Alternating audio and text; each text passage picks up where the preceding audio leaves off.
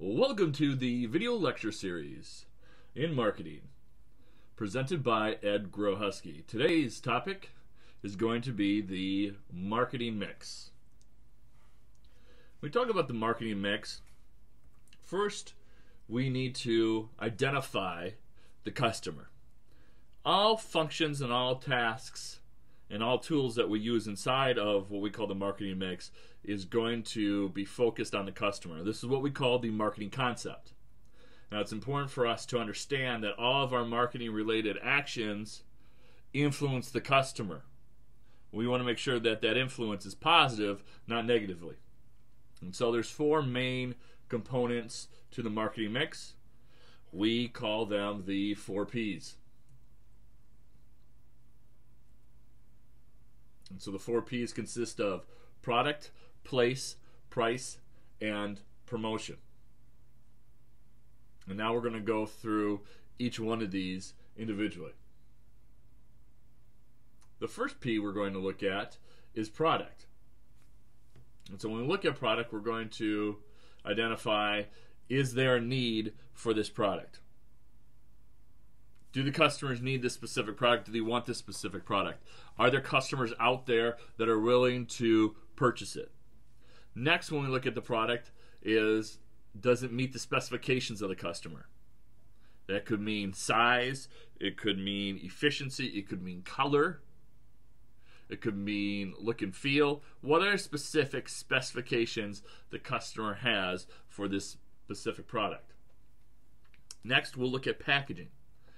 Is the product packaged in a way that the customer is going to look at it, bring it home, whatever the situation might be? And then finally, does the product help our competitive advantage? How does our product compare to the competition? What is it about our product that sets it apart from the competition? The second P that we're going to be looking at is place. Is the product reachable? And so from a distribution standpoint, is the product being sold at a location where customers are willing to purchase it?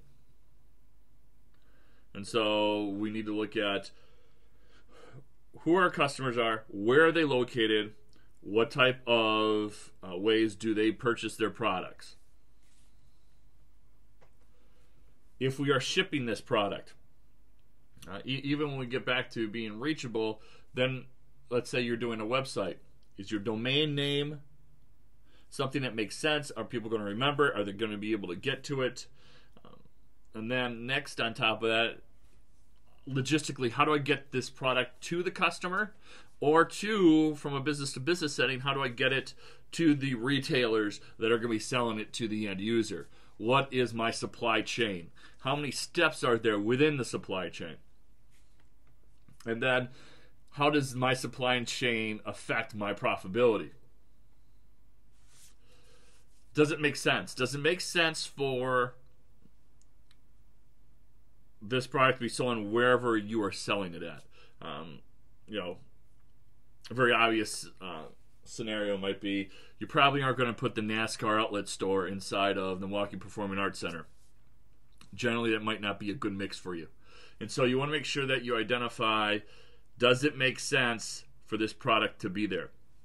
When McDonald's is looking over locations, McDonald's is a real estate company that happens to sell cheeseburgers. And so when they look over locations, they're looking at car patterns, traffic patterns, how many cars are passing the location at a specific time. And so when you're more of a convenience product, you're going to be looking at making sure that you're in a high traffic area. Obviously, there's costs associated with that. If you're in a more high traffic area, generally that means your rent is going to be higher. So your rent becomes part of your marketing budget if you feel it's necessary for you. If you feel you have a product or service people are going to go out to try to find, well then there's a give and take there. You may not be spending that money on rent, but you're going to have to spend that money on advertising to get people to your location. And so you have to identify, does this make sense for me? Does it make sense to my customers? Does it make sense to me in regards to my profitability? And then how does my place utility here, how does it create a competitive advantage for me? Does it create a competitive advantage? What is my competition doing? Where are they located? How am I too close to them, or am I not close enough to them? Next, we're going to be looking at price. First, is the offer clear? And so what we mean by that is, does the customer understand what they're paying for, what it's going to do, and how much they're going to be paying for this product? Next, how does price position your product in the marketplace? I always give the example of Cadillac. If a Cadillac was $20,000, it would be positioned next to a Kia, not next to a Lexus. And so sometimes price, the higher the price, the higher we may think of that as being more of a quality product. And so price helps position our specific product. If we're too low in price, that also positions our product in a certain light. And, the dollar store, they set a price to position their product. And so that was their marketing focus. And as much as we look at the competition for pricing, we look at other areas for pricing, we got to make sure that our price is set for profitability. And so we need to make sure that we identify all the costs associated with manufacturing, creating, and selling this product or service. And so are we identifying overhead? Is it contributing to the overhead? How do we know if it's profitable or not? So those are the items that we need to look at. Competitive advantage. How does our price compare to our competition? You're not going to set your price solely on that. Sometimes organizations get way too into meeting the competition's price, and then we go back to the previous square, they're not profitable. And so you have to have that give or take. If your price is substantially higher than your competition, that isn't necessarily a bad thing. If you find that people are going more to your competition because you're priced higher, then you need to add service or some other value to your product to increase the value of that product in the customer's mind. That's one of the reasons why people will pay more for a brand than a generic. Because the marketing of Nike, let's say, has created a value in the marketplace. Right? People are willing to spend over $100 for a pair of Air Jordans. $200 for a pair of Air Jordans. All right? Why? It's because they marketed and they advertised it and they positioned that product in the marketplace that was a high value product. And so obviously, you can buy a pair of dress shoes for $800. Their target market's willing to pay for that. And so you have to identify that price. Where does it meet the target market? How does it compare to my competition? Is price an important factor to my target market? And then lastly, we're going to look at promotion. First and foremost, when we talk about promotion, is it coordinated? Is it part of an overall concept or plan? Does it meet the needs of everybody? When we talk about this coordinated plan, how does it tie into my brand? Does it connect with my other marketing messages? Am I building upon what am I currently doing? Am I doing something totally different? Is it effective?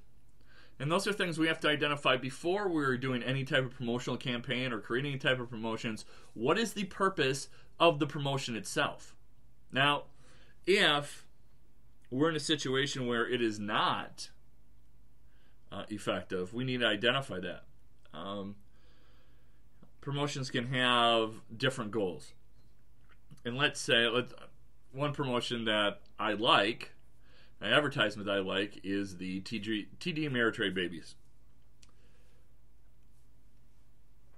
Although I like it and I think it's funny and I enjoy the commercials, it does not necessarily mean those advertisements are successful. They're successful in the light that I know the product. So if the goal of those advertisements were just product awareness, then they're successful. But I haven't transferred my investment accounts to TD Ameritrade. And so in that respect, if the goal of the advertisement was to convert me as a customer, then those advertisements are not successful. That has not been a successful promotion to me because you didn't convert me as a customer. So you have to make sure you identify before you do any promotions, what is the goal of the promotion, and then later on identify, did you meet those goals?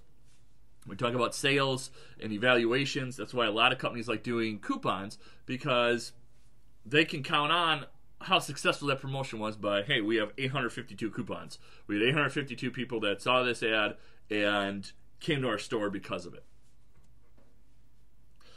Does this promotion make sense for the product and the customer base that that product is hitting?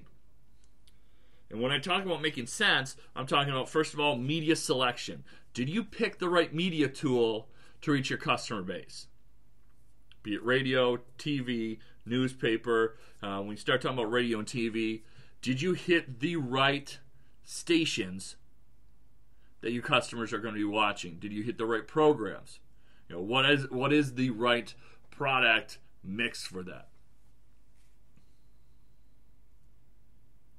And then, how does your promotion tie into your competitive advantage? Does it create a competitive advantage for you? If so, what is that advantage? What is your competition doing for promotions, or what are you doing differently?